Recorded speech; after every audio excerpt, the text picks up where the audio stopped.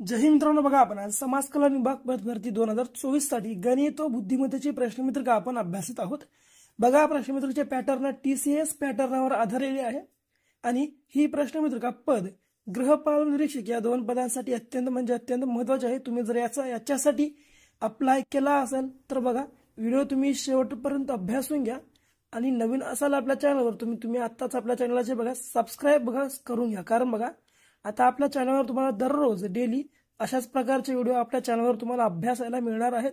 त्यामुळे तुम्ही आत्ताच आपल्या चॅनलला सबस्क्राइब करून घ्या। जोपर्यंत आपली परीक्षा होणार नाही तोपर्यंत जे आम्ही तुम्हाला दररोज गणित व बुद्धिमत्तेची प्रश्नपत्रिका तुम्हाला अपलोड करून देऊ। त्यामुळे तुम्ही आत्ताच आपल्या चॅनलला सबस्क्राइब करून घ्या। यासोबतच बघा आपल्या चॅनलवर तुमच्यासाठी मराठी व्याकरण आणि जीके जीएसटी सुद्धा प्लेलिस्ट अवेलेबल आहेत। ते सुद्धा पाहून तुम्ही तुमचा सिलेबस जो आहे बघा या ठिकाणी कव्हर करून घेऊ शकता। बघा पुढे प्रश्न क्रमांक पहिल्या प्रश्नाचे जे योग्य आन्सर आहे बघा तुम्हाला या ठिकाणी कमेंट बॉक्स मध्ये आपला कमेंट मध्ये सांगायचं आहे। पुढे बघा दुसरा प्रश्न कशा प्रकारचा आहे। दुसऱ्या प्रश्नाचे योग्य आन्सर मी तुम्हाला सांगून टाकेल या ठिकाणी। बघा दुसरा प्रश्न काय आहे बघा, आपण प्रश्नांकडे वळण्या अगोदर महत्त्वाचं म्हणजे बघा आम्ही जे आहे बघा तुमच्या समाज कल्याणसाठी एक 200 प्रश्नांची बघा एक साधारण तुमची टेस्ट वगैरे म्हणून 200 प्रश्नांची बघा जीके जीएसच्या प्रश्नांची 200 जीके जीएसच्या प्रश्नांची एक पीडीएफ फाईल जी आहे बघा आम्ही तुमच्यासाठी तयार केली आहे। हे बघा 200 प्रश्न जे आहेत 200 प्लस प्रश्न हे सर्व जे आहेत प्रश्न TCS ने विचारलेले आहेत। जर तुम्हाला ही फाईल जर तुम्हाला पाहिजे असेल तर बघा या नंबरवर फक्त आणि फक्त 20 रुपये पे करून तुम्हाला स्क्रीनशॉट पाठवायचे आहे। तो कोणता 74 14 93 93 07 74 14 93 93 07 या नंबरवर फक्त आणि फक्त 20 रुपये पे करा आणि स्क्रीनशॉट पाठवा। लगेच तुम्हाला 1 ते 2 मिनिटाच्या आत जे आहे तुम्हाला पीडीएफ ती तुम्हाला प्रोव्हाइड केली जाईल। बघा प्रश्न, एक दुकानदार कॅमेराच्या छापील किमतीवर 8% सूट देतो। त्याने एक कॅमेरा 4600 रुपयास विकला तर या कॅमेऱ्याची छापील किंमत किती असेल असा प्रश्न आपल्याला या ठिकाणी विचारला आहे। तर बघा आपण या ठिकाणी जे आहे कशा प्रकारे या प्रश्नाचे योग्य आन्सर काढू शकतो तर बघा याचं एक तुम्हाला सूत्र आहे, ते सूत्र थोडंसं तुम्हाला पाठ करून घ्यावे लागेल। तर बघा हेच ते सूत्र आहे। या सूत्रानुसार बघा आपल्याला हे वरचं जे गणित आहे ते सोडून घ्यावे लागेल। तर बघा आपल्या ठिकाणी छापील किंमत किती विचारलेली आहे म्हणून छापील किंमत बरोबर हे सूत्र आहे बघा विक्री किंमत गुणिले 100 मायनस 100 छेद 100 मायनस सूट आपल्याला विचारलेलं आहे। तर बघा या ठिकाणी बघा एकूण विक्री किंमत किती आहे तर विक्री किंमत बघा 4600 आहे म्हणून 4600 विक्री किंमत गुणिले हे 100 पुन्हा हे 100 मायनस इथे सूट किती आहे बघून घ्या। आता 8% सूट आहे म्हणून या ठिकाणी 8। आता बघा 46 जर गुणिले 100 केलं 4600 गुणिले 100 केलं तर आलं किती, हे परत 2 शून्य घेऊन टाका 4,60,000 या ठिकाणी भेटलं। आणि याच्या छेदामध्ये आपल्याला 92 जर 100 मधून 8 गेले उरले किती 92 या ठिकाणी आपल्याला भेटलेलं आहे। 100 मधून 8 गेले 92। तर बघा या ठिकाणी थोडंसं आपल्याला गुणाकार करायला अवघड जातं, त्यामुळे मी सरळ हे काय घेतो 4600 घेऊन टाकतो आणि याच्या गुणाकारामध्ये हे 100 जसे तसे घेऊन टाकतो आणि छेदामध्ये ही तर 92 घेऊन टाकतो। तर बघा आता आपल्याला थोडंसं जे आहे सोपी पद्धत होऊन जाईल। तर बघा बेनं जर आपण या ठिकाणी जर भागलं बेनं तर बघा बेनं भाग देऊ बे चौक 8 उरलं किती 1 बे सखा 12। जर या बेनच आपण जर 100 ला भागलं तर आलं किती 50 या ठिकाणी आपल्याला भेटून जातं। पुढे बघा 46 1 46 46 1 46 आलं किती 100 गुणिले 50। तर बघा 100 गुणिले जर 50 केलं तर सरळ 50 1 50 आलं, परत हे 2 शून्य जसे तसे, म्हणजेच आपल्या प्रश्नाचे योग्य आन्सर या ठिकाणी 5000 आलेले आहे। बघा पर्याय क्रमांक ब आपल्या प्रश्नाचे योग्य आन्सर या ठिकाणी असणार आहे। पुढे बघा तिसरा प्रश्न कशा प्रकारचा आहे मित्रांनो। बघा जर तुम्हाला जर व्हिडिओ क्लिअर दिसत नसेल तर तुम्ही व्हिडिओची क्वालिटी बघून घ्या, क्वालिटी जे आहे तुम्ही या ठिकाणी तुम्ही वाढवून घ्या म्हणजे तुम्हाला व्हिडिओ एकदम क्लिअररित्या दिसून येईल। बघा वृक्षारोपणासाठी 1800 खड्डे खोदायचे आहेत। एक कामगार एका दिवसात 5 खड्डे खोदतो तर 36 कामगार हे खड्डे किती दिवसात खोदतील असा प्रश्न आहे। वृक्षारोपणासाठी 1800 खड्डे खोदायचे आहेत। एक कामगार एका दिवसात 5 खड्डे खोदतो तर 36 कामगार हे खड्डे किती दिवसात खोदतील असा प्रश्न आहे। तर बघा या ठिकाणी आपण या प्रश्नाचे योग्य आन्सर आपल्याला कसे काढू शकतो.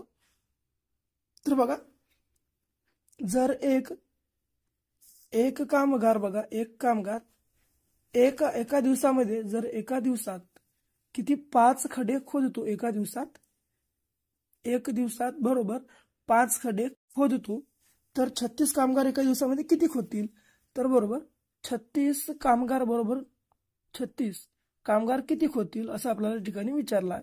तर बघा 36 कामगार जर गुणले आपण 5 केलं तर 36 गुणले जर 5 केलं तर बघा आलं किती. आता या ठिकाणी भेटतं किती आपल्याला 180 भेटतं. 36 गुणिले 5 केलं तर 180. तर बघा सरळ हे 180 हे 1800च्या छेदामध्ये घेऊन टाका. सरळ हे 1800 घेऊन टाका. 1800 छेद 180 जर केलं आपल्या प्रश्नाचे योग्य आन्सर आपल्याला भेटून जातं. बघा हे 1 शून्य कट हे 1 शून्य कट 18 1 18 18 180 आपल्या प्रश्नाचे योग्य आन्सर काय 10 हे आपल्या प्रश्नाचे योग्य आन्सर आहे. बघा ते 36 कामगार हे 1800 खडे किती दिवसात खोदतील तर 10 दिवसामध्ये खणून टाकतील. तुम्हाला लक्षामध्ये ठेवायचं आहे कशा प्रकारे ट्रिक्सनुसार आपल्याला या प्रश्नाचे योग्य आन्सर काढता येतात. छोट्या छोट्या ट्रिक्स आहेत बघा, अत्यंत महत्त्वाचे सुद्धा प्रश्न आहेत जे की TCS बघा हे प्रश्न सर्व बार विचारत आहे. त्यामुळे तुम्ही व्हिडिओ जे आहे बघा शेवटपर्यंत अभ्यास चला. व्हिडिओ शेवटपर्यंत अभ्यासल्यावर आमचा काय नाही तुमचाच बघा डबल टेक जे आहे या ठिकाणी फायदा होत चालतो. हे बघा चौथा प्रश्न कशा प्रकारचा आहे या ठिकाणी बघा. मंगेश 240 किलोमीटर अंतर 8 तासात गेला. येताना ते अंतर 5 तासात कापायचे असल्यास त्याचा वेग किती किलोमीटर प्रति तासाने वाढवावा लागेल असा प्रश्न आहे या ठिकाणी. बघा मंगेश जो आहे बघा 240 किलोमीटर अंतर 8 तासामध्ये गेला. येताना त्याला ते अंतर 5 तासामध्ये कापायचे असल्यास त्याचा किती किलोमीटर वेग प्रति तासाने वाढवावा लागेल असा आपल्याला ठिकाणी प्रश्न आहे. तर बघा त्याने गेलं किती 240 किलोमीटर या वेगाने म्हणून सरळ 240 घेऊन टाका आणि किती 8 तासामध्ये गेलाय म्हणून 8 तास बरोबर हे जर बघा 8 1 8 8 3 24 म्हणजे 30 किलोमीटर प्रति तास वेगाने त्याने या ठिकाणी जाताना गेला असेल. तर पुढे आपल्याला आता येताचं काढायचं आहे. त्या ठिकाणी बघा परत 240 जशास तसं घेऊन टाका आणि बघा आता आपल्याला येताचं काढायचं आहे. तर 5 तासामध्ये कापायचे असल्यास त्याचा वेग किती तासाने वाढवावा लागेल असं आहे. म्हणून सरळ हे बघा 5 घेऊन टाका आणि 240ला भागून टाका. तर 5 1 5 5 चौक 20 उरलं किती 4 5 8 40. एक मिनिट मित्रांनो. तर आपल्याला या ठिकाणी बघा कसं आपण या ठिकाणी प्रश्नाचं योग्य आन्सर जे आहे बघा काढू शकतो. तर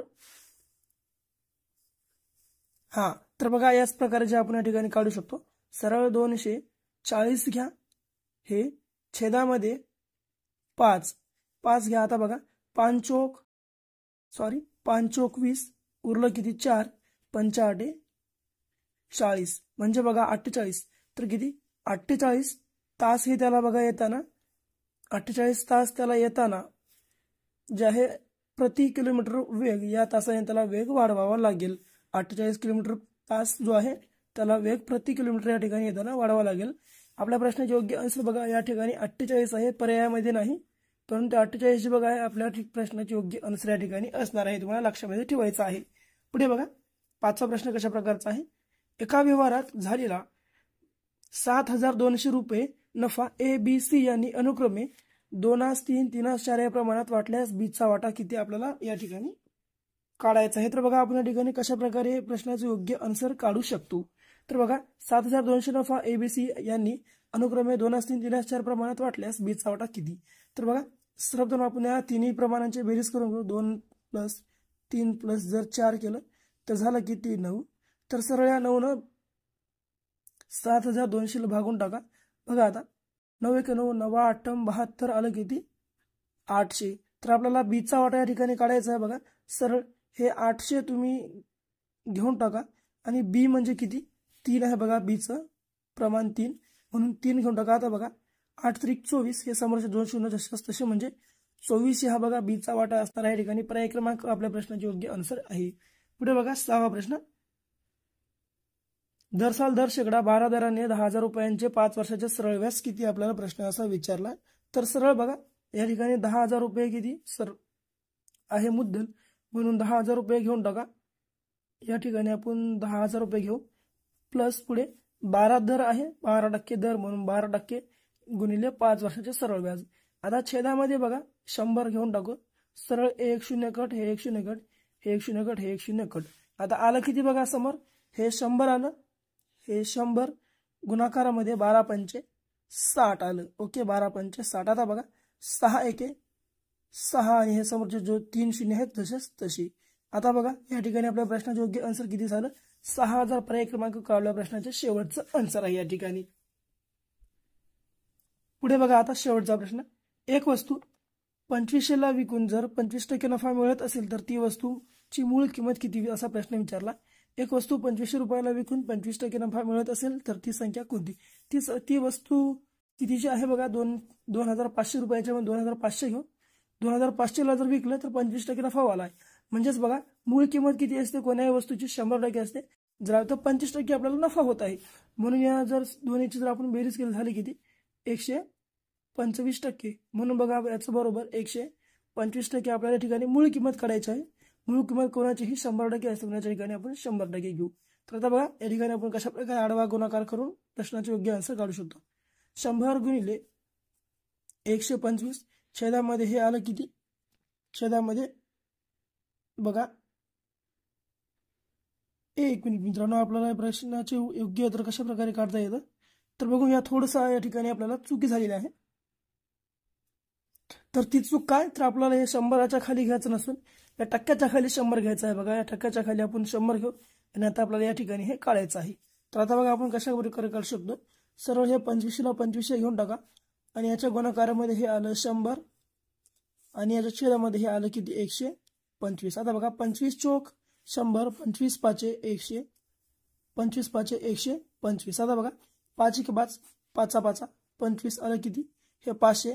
जर 500 गुणिले 4 केलं, 500 गुणिले 4 आपल्या प्रश्नाचे योग्य आन्सर आलं किती, 2000 आपल्या प्रश्नाचे शेवटचा योग्य आन्सर आहे. बघा पर्याय क्रमांक 12 आपल्या प्रश्नाचे योग्य आन्सर आहे.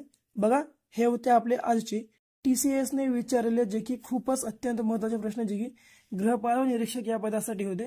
जर तुम्ही व्हिडिओ सोबत अभ्यासला, तुमच्या मित्रमैत्रिणींना सुद्धा जरूर हा व्हिडिओ शेअर करा, आपल्या चॅनलला लाईक करा आणि आपल्या चॅनलला सबस्क्राईब करायला विसरू नका. भेटू परत अशा काही व्हिडिओ सोबत.